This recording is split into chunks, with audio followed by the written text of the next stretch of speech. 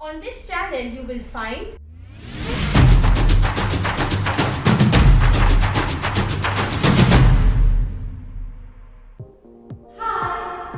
the dance show for today is L and L.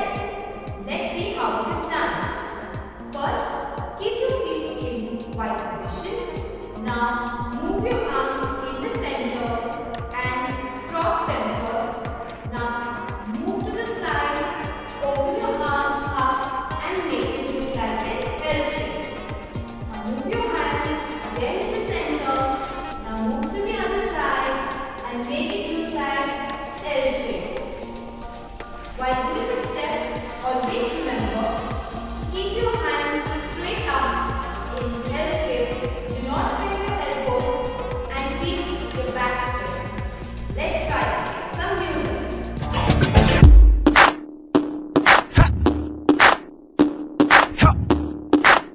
Keep practicing. Thanks for watching. If you've liked our video, Do like, share, subscribe and click the bell icon. stay tuned.